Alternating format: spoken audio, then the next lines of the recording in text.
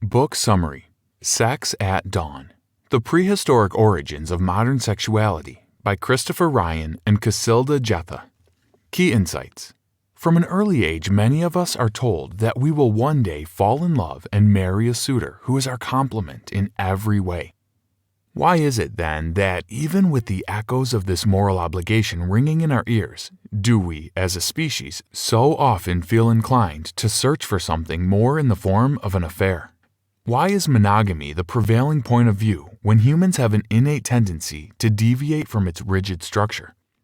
And now, with more marriages failing than ever before, hookup culture running rampant, and definitions of sexuality continuing to evolve, what is the future of sex in our world? And how did we get here from where we started out centuries ago? Casual sex. What's your number? Yes, you know the number I'm talking about. Sex partners. Whatever your answer, chances are it is much lower than the score of many of your hunter-gatherer predecessors who led highly promiscuous lives and viewed casual sex as the norm.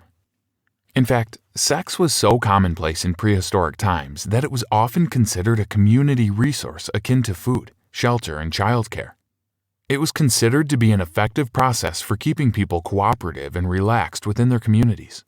So what changed?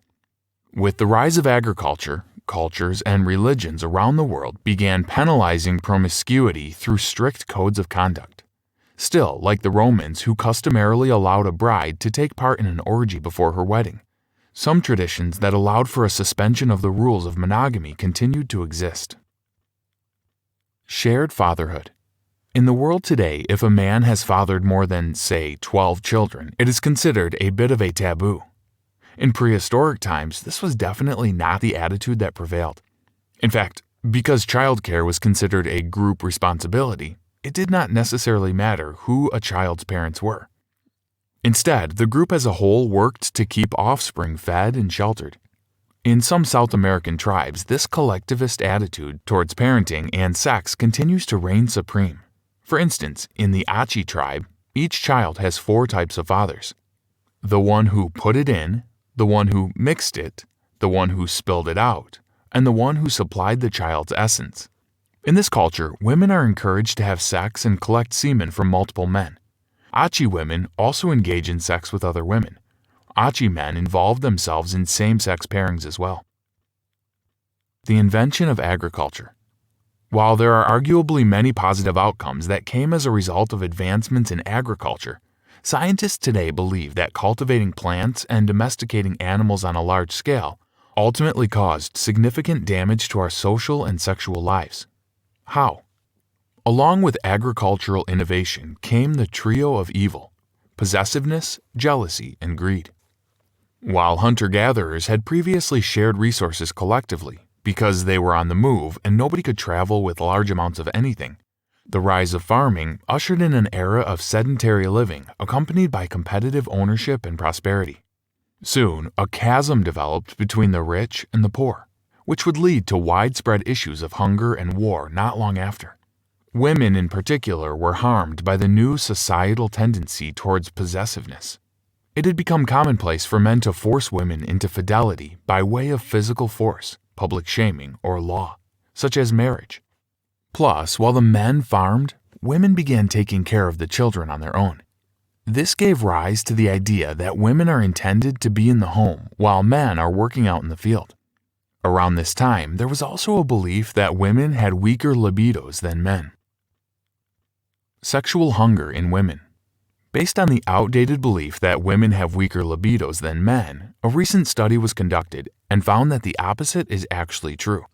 If anything, women's libidos are stronger than those of men. In this study, a group of men and women, both hetero and homosexual, were shown erotic films and asked to indicate their arousal levels as they watched.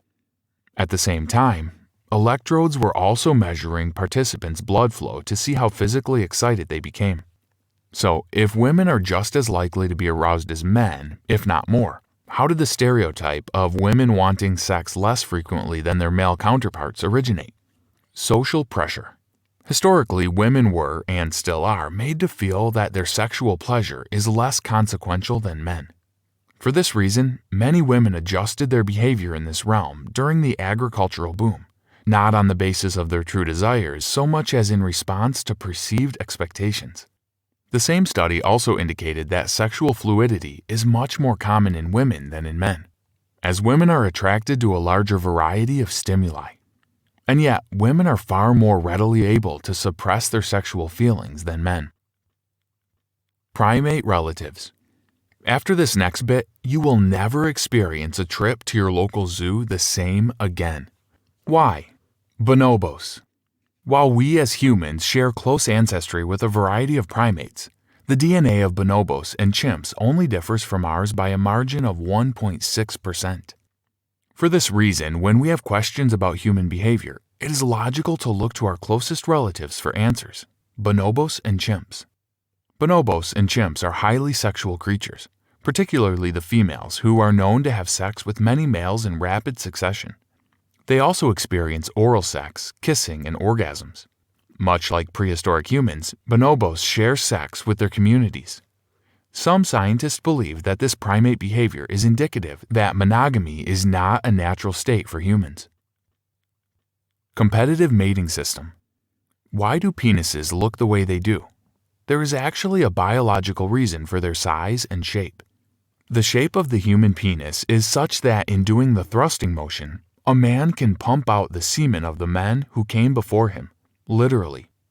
The first spurt of semen that comes from a man contains chemicals that can protect his sperm from the sperm of his predecessors. Furthermore, male testes have evolved to be large both in humans and primates, because the bigger they are, the more equipped they are to hold a significant amount of sperm cells at an ideal temperature. Plus, sizable testes create a competitive advantage. The more substantial the testes, the more sperm cells per ejaculate, which create a greater likelihood of impregnation. Remnants of our past. While the human species has moved away from the promiscuity of our ancestors in many regards, remnants of our predecessors' proclivities are evident to this day. For instance, why are some people loud during sex? Historically, women were intentionally loud when engaging in sexual activities, because they were signaling to other men that they were having sex, and essentially saying, "Hey, you should be having sex too." Another remnant of our ancestral past is with regard to orgasm. Women often take longer to reach climax than men, and they can also have multiple orgasms in some cases. Evolutionarily, this occurs so that women are able to have sex with men one after another in succession. Men, get in line. The break that a man needs after having an orgasm is evolutionary as well. Historians believe that this refractory period used to be a time during which other men could come and try their luck at impregnating a woman. In prehistoric times, attaining the outcome of pregnancy seemed to be more important than the specific sexual actions it took to get there. True love.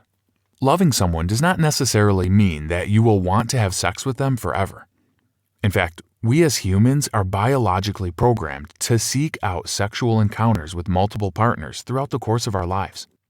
However, we are surrounded by romantic comedies and real-life examples of monogamy and that ideology alone. Monogamy in and of itself is actually bad for your health.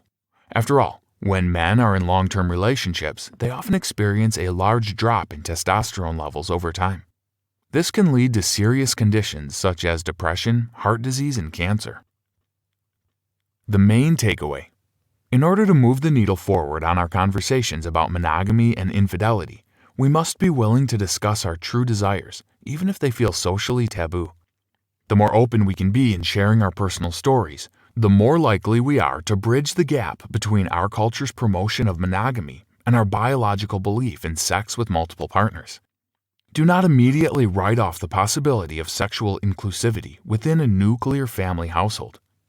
Additionally, rather than shying away from discussing sexuality with our children, we must engage adolescents in these complex, multifaceted topics.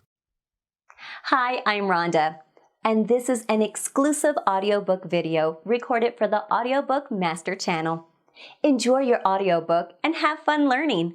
Don't forget to subscribe and hit the notification button so you'll get updated on our next upload. If you liked the video, give us a thumbs up and say your thoughts about the book we just covered. Do you want to listen to a summary or review of a book that we haven't covered in the past? Say it in the comments below or send us a message. Don't forget to check our other uploads. Enjoy listening!